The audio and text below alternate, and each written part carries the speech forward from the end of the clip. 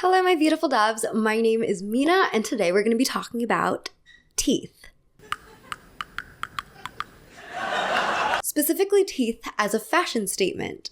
Tiffany Ferg did a really good video on classism in the dental industry, and I highly recommend watching that. But since I watched it a couple months ago, I've been inspired to do like an in-depth exploration into the aesthetic history of teeth. From white teeth to tooth gems, which have been super popular again in the last couple years with the Y2K comeback. So to cover like the global history of dental care would just be really fast, and I don't have time for that, nor do I have the expertise to really talk about that. So we're just going to be sticking with the US and England today. Without further ado, let's get into it.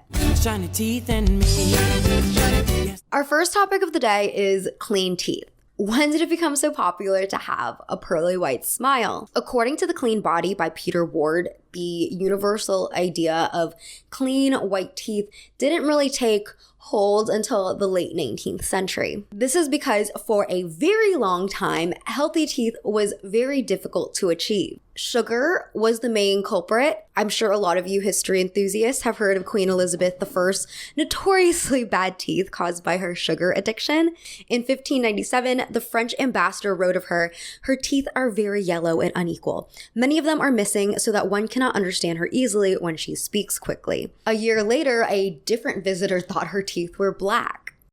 Ew. Prior to the introduction of sugar, dental decay was actually a function of age, not diet. And considering how primitive medical treatment was in history, I think a lot of us tend to think that our ancestors suffer from these horrible, painful illnesses. But according to James Walden, prior to the 17th century, people didn't actually suffer from as much dental pain as we would think they would, mostly because they didn't eat or drink sugar. In the 17th century, sugar was also a luxurious item, so it was mainly the monarchy and the royal courts that suffered from tooth loss. It's what she deserves. Louis XIV lost all his teeth by the age of 40, despite having a pretty decent medical staff at the time. Pretty decent as in at least he had a medical staff because he was the king. But these doctors couldn't identify sugar as the culprit for all of his bad teeth problems. So unfortunately, no more teeth for Louis, but at least he didn't get beheaded. He dodged that bullet, or that guillotine, I guess. Sorry, I had to readjust because the sun is chasing me. Anyways, the reason that sugar became a commodity available to everyone is unfortunately because of slavery. Sugar that was once cultivated in small holdings by European laborers were now being cultivated on large sugar plantations in the Caribbean. This increase in sugar led to a widespread bad teeth epidemic, or I guess pandemic. But I'm trying not to use that word because it is triggering. Adults in the later 18th and early 19th centuries had twice as many cavities in their molars as did those in the 17th.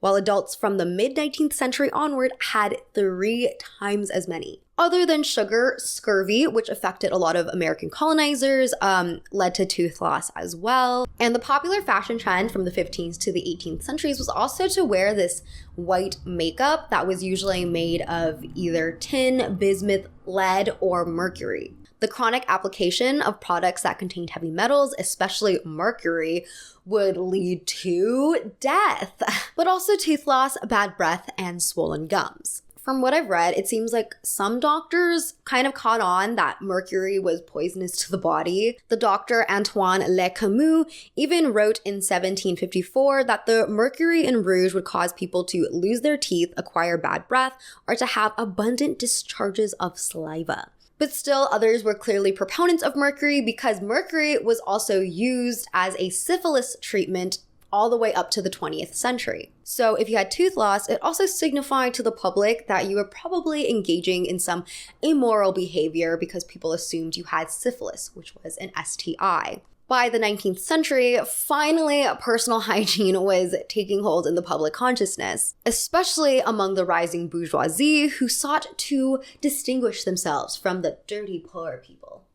I highly recommend reading The Clean Body for anyone interested in the subject because there's a lot to it, but one of the major catalysts for the societal cleanliness was the cholera outbreak in the 1830s. Physicians of the time thought cholera was caused by a filthy environment, so that led to an impulse to cleanse the community. Another catalyst was that in the late 18th century, military doctors were trying to figure out what the link was between unsanitary conditions and disease to preserve the health of their soldiers. At the beginning of the 19th century, self-help guides prioritized oral care as a necessary part of beauty care. Appearances mattered a lot because Victorians believed that your physical appearance was a manifestation of your moral qualities. Or I guess immoral qualities if you were ugly. And throughout the century, pharmacists created a ton of cleaning products, including dental paste and powders, but only the well-off could afford these. In 1877, soap maker Colgate introduced its first toothpaste, which was initially sold in jars, which was very expensive. But in 1896, they started to produce the toothpaste in collapsible tin tubes, which was inexpensive to produce. Because the packaging was less costly, prices were lowered, and therefore more and more people could afford to buy toothpaste. Despite all the new developments in the health benefits of toothpaste over the years, for example, in 1914, fluoride was introduced. But despite all that, I would still argue that clean teeth was an aesthetic choice just as much as it was a health-conscious choice. And during the 1920s and 30s, advertisers started to re-emphasize this beauty appeal of toothpaste. As business historian Peter Miskill puts it, consumers were urged to buy brands like Listerine and Pepsodent not to protect their teeth and gums against decay, but to avoid social exclusion or romantic rejection caused by halitosis. British advertiser Charles Higham wrote in the 1920s, "What is now common hygienic knowledge, particularly the hygienic care of the teeth, is, despite all their efforts, in no way traceable to the warnings of dentists or even to the magnificent work of the doctors in school clinics, but is almost entirely due to the advertisements of manufacturers who sell dental goods." With that said, it makes total sense that in our society, white teeth is not just a marker of good health, because honestly, if you talk to like any dentist, they'll tell you that some teeth are just going to be genetically more yellowy than others, and it's not like a health problem, and it's actually worse for you to use those teeth whitening strips because they strip down your enamel. So in the end, it actually is healthier to have some yellowy teeth if that's just what you're naturally prone to have. So anyways, white teeth is not really a marker of good health as it is a marker of beauty and something that we aspire to have because we believe it's more attractive and it will lead people to treat us better. On the flip side, having bad teeth, particularly in the US, leads people to think that you don't take care of yourself, that you are unqualified for a job, or it leads to any kind of personal discrimination. Philip Alston, United Nations Special Rapporteur on Extreme Poverty and Human Rights, said, "If you have lousy teeth, you can't get a job." He said in a statement that the shortage of oral health services combined with the pain and stigmatization of oral disease fundamentally affect the human dignity and ultimately the civil rights of the persons concerned. So having bad teeth can also affect a person's level of self-confidence, which ends up having ramifications towards that person's mental health and quality of life. According to a poll conducted in 2015 for the American Dental Association, more than 1 of 3 low-income Americans don't want to smile because of bad oral health. The US is also notorious for having a terrible, terrible healthcare system. Like, on average, it costs about $10,000 to give birth in this country, and it also costs money to die. Thank you, America, land of the free. We don't have universal healthcare, so obviously no universal dental coverage. But even Medicare doesn't include routine dental benefits, and Medicaid has adult dental benefits listed as optional, and fewer than half of the nation's dentists participate in the program anyway because of low reimbursement. According to Mary Otto, dentists are healthcare providers, yet are also small business people. They thus tend to set up private practices in affluent metropolitan areas that they hope will offer a good return on their investments in education, equipment, and staffing. As a result, they are in short supply in many poor, minority, and rural communities, as are dental benefits and money to pay for care. Even when low-income families have dental benefits, that doesn't mean there are no barriers to get those. For example, they could get no time off work to make their appointments, they could have no reliable transportation, and there are also things like provider shortages. And even for middle-income families, I would argue that minimal benefits and high out-of-pocket costs also act as barriers to good dental care. The next dental trend I want to talk about are false teeth, also known as dentures, but also I would include veneers into this category as well. So back then, dentures or false teeth sucks. The technology was just not there. They were traditionally made of hippopotamus ivory, but these dentures were very uncomfortable. Ivory also deteriorated in the mouth, so they would cause really bad breath unless you were very meticulous about cleaning them. Early dentures were also held in place by springs, so if you even tried talking, there was a chance that your dentures would fly out of your mouth. In 1791, the French dentiste Nicolas Dubois-Chamont got the patent for porcelain dentures, which came in various sizes and also had gums that were tinted pink. Both ivory and porcelain dentures were very expensive, though. George Washington paid $60 for a pair of dentures in 1795. And no, his dentures were not made of wood. I don't really know why that lie came about, but it doesn't make any sense and it's not true at all. To put it in perspective, the following year he paid $25 for a pair of real silver-plated candlesticks. But unlike other luxurious items, you were not supposed to flaunt that you had dentures. Actually, no one was supposed to know that you had them. Washington was so about this charade that he would even wear his dentures during meals and toasts, even though you couldn't really chew wearing them. His dentist, John Greenwood, was adamantly opposed to this behavior. Pooja, what is this behavior? Because he warned that port wine would lead to discoloration, which would eventually corrode the surfaces of the false teeth. But Washington had an image to upkeep, and there were certain things that presidents had to do, like entertain certain guests at dinner time and speak, which is something that his dentures did actually help him do. The surgeon John Hunter once warned people who have lost all their teeth lose in great measure their voice. But even so, we're in the 18th century, we have to remember, so his ability to speak was still limited. After his second inaugural address, Senator William McLay said Washington's voice was hollow and indistinct, owing, as I believe, to artificial teeth. Hot on his trail. Perhaps even more significant than his ability to speak and to entertain dinner guests was a question of character. Dentist advertisements labeled blackened teeth that had to be pulled mortifying and disagreeable, deviating as they did from the standard of a white, even, and above all, a complete set. And the Ladies' Toilette wrote, "The mere sight of the teeth is capable of giving us a perfect insight into the character of a person, and foul teeth announce vulgar sentiments." Like I said earlier, tooth decay was often associated with syphilis, but it was also associated with gluttony, having too much sugar in your diet, bad cleansing habits, like if you didn't brush well enough and food was just getting stuck in your teeth, or excessive smoking or using too much chewing tobacco. All of these were categorized under the big umbrella of lack of personal discipline. As the dentist Thomas Berdmore reminded readers in his Treatise on the Disorders and Deformities of the Teeth and Gums, the art of pleasing in conversation and social life are matters of the highest concern to individuals, but in these no one can excel who has suffered loss of teeth. He criticized that the smell of rotting teeth was so offensive to others that anyone who had suffered from tooth loss could not even think of engaging in polite society. Hi, I am very ugly, but you should enjoy the movie anyway.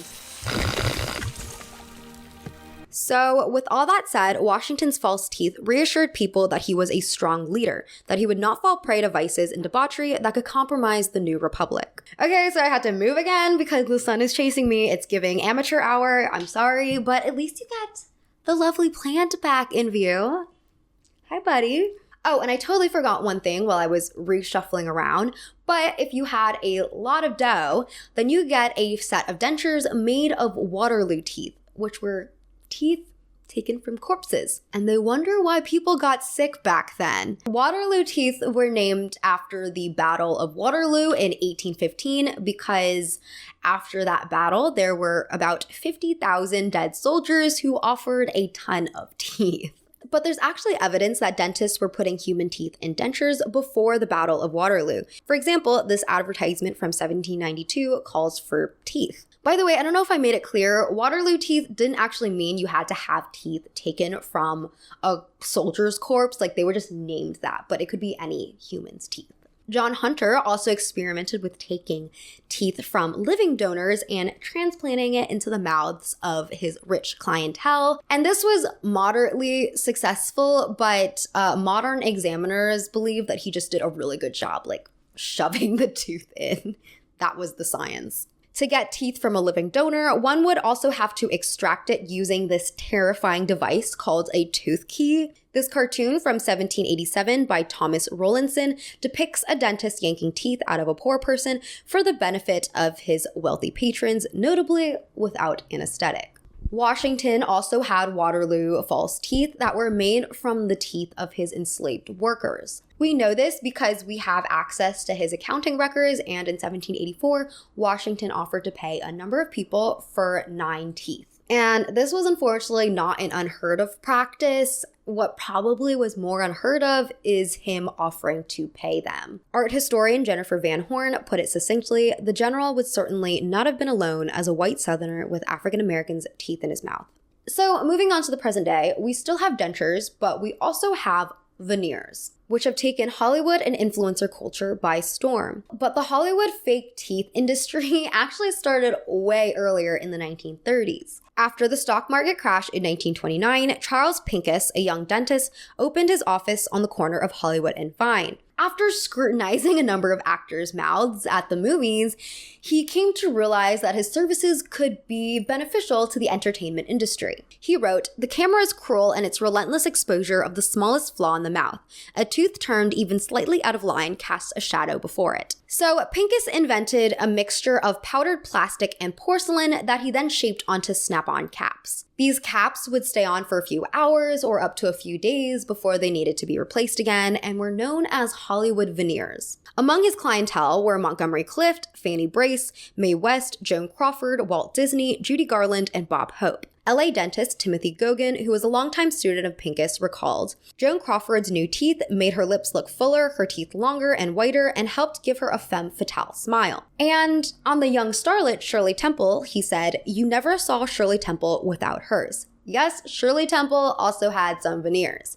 In Pincus's words, Shirley Temple was quite a problem as a Muppet star, losing her deciduous teeth, baby teeth for us non-dentists, during the production entailed many different types of restorations which had to be constantly changed. All this had to be planned so as not to hold up the shooting schedule, as one day's loss meant approximately $15,000 to $20,000 cost to the studio. And this perfect teeth did not go unrewarded. It made a big impression on its audience. President Franklin D. Roosevelt said while in office, "It is a splendid thing that for just 15 cents, an American can go to a movie and look at the smiling face of a baby and forget his troubles." Since Pincus, dentists have developed all kinds of new technology, including veneers that last longer than a film shooting day. Modern veneers are also irreversible. The teeth are shaved down only about 0.3 to 0.5 tenths of a millimeter, which isn't a lot, but it is a permanent shave. Despite this, veneers are still not permanent, and you will have to get them replaced after about 15 to 20 years if you take care of them. Aesthetic dentist Sivan Finkel told Refinery 29, "Everyone in Hollywood has veneers. The first thing that happens when someone starts their career and moves out to LA is their agent tells them, 'You've got to get veneers now.' I do a lot of work on up-and-coming people or people who think they're up-and-coming. Yikes, because they're competing with everyone who has quote-unquote perfect teeth. But even for people who aren't dreaming of becoming the next silver screen star, are still being pressured into getting this Hollywood treatment." Cosmetic dentist Michael Appa said, "What's happening now in the dental industry is that every dentist is catching on that the best way to market people is to do an influencer. So now these influencers are getting 1,000 requests from dentists saying, 'Let me fix your teeth.' And the influencers are going in and thinking, 'Oh, free veneers.' And unfortunately, a lot of that work is horrible." The reason why there are a lot of questionable veneer sets out there is because, in the word of Dr. Appa, cosmetic dentistry is not a recognized specialty by the American Dental Association. So basically, anyone can open their practice and do this type of dentistry. It's the most lucrative form of dentistry and the most rewarding, so everyone wants to do it. But going to a general dentist for veneers is like going to your general physician for a facelift because he took a weekend course and offers them now. That's freaking scary. But people love veneers because unlike braces and teeth whitening strips, they're an instant fix. Nowadays, people don't want to wait around for several months to get the perfect smile. But the pressure to get veneers can lead people to permanently disfigure their teeth, especially if the dentist doesn't know what they're doing and shaves down a little too much and you end up looking like Shark Boy.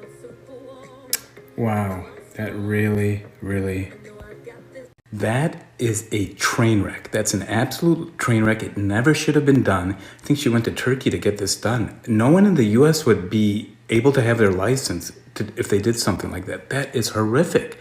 Those are not veneers. Those are crown preps, very aggressive crown preps that damage healthy tooth structure. You're not supposed to do that when you get into dentistry. We don't have a license to damage beautiful virgin teeth. That's what happened here. And then influencers will promote these unqualified dentists because they're getting these veneers for free. And then their followers will follow in line, getting these questionable veneers, but paying the cost for them. The literal cost, not just the cost of looking bad. Dr. Finkel says the price of an average single veneer in New York City is $2,000. Dr. Appa charges roughly $3,500 to $4,000 each, putting a full set at around $80,000. Even if you choose to only get like a single veneer or something, you're still going to probably have to spend money regularly bleaching your teeth so that they all have this uniform look. At these costs, it's virtually impossible for anyone lower income to get a set of veneers, which leads to a bigger dental disparity. But now the bar is set so high that the Hollywood smile is just not naturally attainable, no matter how many routine dental cleanings you have access to. Unless you get adopted by Angelina Jolie or something, there's just no hope. Rob the jewelry store and tell them make me a grill. Okay, the last trend I want to talk about are tooth ornaments or tooth gems or grills or whatever you want to call them, but tooth ornaments just seems like the best broad term for it. Teeth ornaments actually have a pretty ancient history, starting with Etruscans in modern-day Italy, specifically Etruscan women. In his 1999 study, Marshall Joseph Becker noted that archaeologists found documentation of around 20 sets of teeth woven with a delicate golden wire that was about the size of a thick rubber band. The earliest of these artifacts date back to the 7th century BCE. Becker writes, certain high-status Etruscan women deliberately had their front teeth removed in order to be fitted with a gold band appliance holding a replacement or reused tooth. But when the Romans took over Italy, the practice and virtually all Etruscan cultural traditions died out. During the classical period, Maya kings and queens also would wear what we now call tooth gems, though I feel like using that contemporary term to describe this very ancient practice feels like a little inappropriate. But anyways, they drilled holes about 3 millimeters in diameter into their upper teeth and filled them with round pieces of jade. There's also a ton more teeth modification practices around the world, but these are just two of the older ones that I wanted to talk about. To put into perspective that teeth ornamentation is just a very human thing. Like, people just want to modify their bodies to be beautiful, and teeth are included. But let's go forward to contemporary history and talk about grills. Grills, also known as fronts, are decorative teeth covers made of gold, silver, or jewel-encrusted precious metals that snap over the teeth. They are removable, but people can also get their teeth altered with gold crowns to create this like permanent grill look. In the late 1970s, grills were popular among Caribbean immigrants in Brooklyn, New York. Akintola Hanif, EIC of Highside, said, I was a kid growing up between Fort Greene and Bedford-Stuyvesant when I first noticed grills on some of the West Indian people and Bed-Stuy. They would have 1 or 2 gold teeth. According to this Vice article, these gold teeth were not stylized and were a reflection of the slow economic period in the Caribbean, especially in Jamaica. There wasn't much money for dental care, so people resorted to gold teeth. And then in the late 70s and 80s, people immigrated from the Caribbean to New York City, and because their gold teeth looked cool, it became a fashion statement among the Black community here. By the mid-80s, Slick Rick was wearing grills, and Big Daddy Kane and Kool G Rap followed soon after. Then in 2005, Nelly's music video for the song Grills, which featured more than 70 close-up shots of gold teeth, introduced grills to the American mainstream, and it became a very lucrative business as popularity for the ornamentation grew. Johnny Dang, a Vietnamese jeweler whose grills were featured in the music video, was selling more than 400 decorative tooth coverings a day for at least $500 each. What do they say when you go into the dentist? You've got diamonds as teeth. I mean, it's just certain stuff that rock stars are supposed to do, you know? Oh. Since hip-hop and pop have merged more closely together in the last decade, now pop artists are wearing grills. Miley Cyrus has worn them, Katy Perry has worn them, Madonna has worn them. And this is a problem because a lot of Black people still get discriminated against for wearing them in white society. Meanwhile, when white artists wear them, they're praised as being experimental and trendy and fashionable and bringing something back. Similar to how people viewed gold-plated necklaces, which also has origins in the hip-hop culture, but then became very mainstream when Carrie Bradshaw wore them in Sex and the City. You wear gold jewelry? Yeah, like ghetto gold for fun, but this is my engagement ring. Tooth gems were another type of teeth ornamentation that grew in popularity in the 90s and early 2000s. But interestingly, I did come across an article that mentioned tooth gems in the Washington Post, written in 1897. The journalist wrote, "Wearing diamonds in the teeth is an expensive fad that has attained great proportions in Washington that most people believe." The tooth gems mentioned in the article were diamonds, not rhinestones or crystals, and it was allegedly a way for wealthy women to store their gems in a place where they could be seen but not touched. Honestly, it's giving Lil Uzi with the forehead diamond. The dentist interviewed in the article said he usually injects the diamond wherever there is a natural cavity, so while removing the cavity, he just puts a diamond there and then fills the backing with gold or cement, and there you go, you got a diamond in your tooth. But in some cases, women did not have natural cavities and they still wanted the diamond, so only, quote, at the urgent request of the patient, aka the patient offered me a ton of money, did he drill a new hole in the tooth. But he also mentions that this is always a bad thing to do. In the 90s, tooth gems could be diamonds, crystals, or rhinestones. They could be made in a range of colors and were usually bonded to the tooth using a type of dental adhesive. You didn't need a cavity anymore to bling out your teeth. I also ran into a BBC article from 2003 about a 12-year-old girl named Rebecca Reed who was sent home from school for having a tooth gem. It was a Christmas present from her mom, but because the school had an anti-body modification rule, they sent her home and said she couldn't go back to school unless she removed it. The problem is tooth gems will naturally fall off in 6 to 8 months, but if you have to get them removed beforehand, then the dentist has to scrape off the tooth gem, and that can end up scratching your enamel. The tooth gem resurrection in today's culture is largely attributed to the rise in nostalgic trends from the Y2K era. Temporary tattoos, scrunchies, baby tees, juicy couture, and the whale tail trend have all made a similar comeback. Last time I looked, the hashtag toothgem had 157.1 million views on TikTok, and a good number of them are videos that are like DIY tutorials. The danger, though, is that while tooth gems are generally pretty harmless, if they're applied incorrectly, that can lead to the breaking down of enamel or increased risk of decay and infection. Cosmetic dentist Dr. Hannah Kinsella adds, dental jewels can affect your ability to clean teeth properly, meaning that it can be an ideal place for food and bacteria to hide. Especially now that kids are no longer getting braces and instead getting Invisalign. I feel like some of you don't understand the art of cleaning your teeth when you have a bunch of metal stuck all over your mouth. There's even videos on TikTok from professional dentists who post reaction videos over the unregulated glue used in these DIY kits.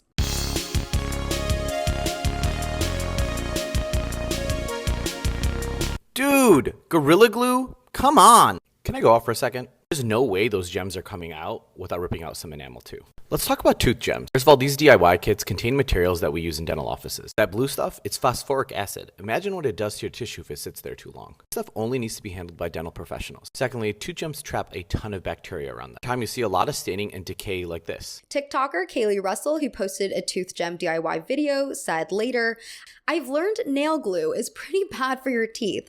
If I ever get another one, I go to a professional for sure." Lana Sophia, owner and founder of Crystal Canine, where she does professional tooth gem application, also said, "We only have one set of teeth and need to look after them. Using things you find in the messy drawer or shed not only can cause immense damage to your teeth, but using cheap crystals that often contain lead can make you really unwell. Anything you put in your mouth, you'll be ingesting."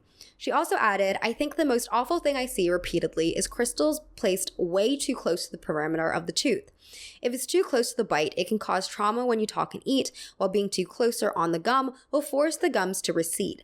This sounds obvious when you say it, but it's something I see over and over again." Okay, that's all I have for today. Thank you so much for tuning in to this wild ride down aesthetic dentistry that you may or may not knew you needed. Let me know in the comments what you think about veneers or tooth gems or really anything I've talked about in this video. I know I covered a lot of ground, but I'm interested in hearing what you all have to say. And yeah, that's all I have. So I hope you have a lovely rest of your holiday season, and I'll see you in the new year. Bye-bye.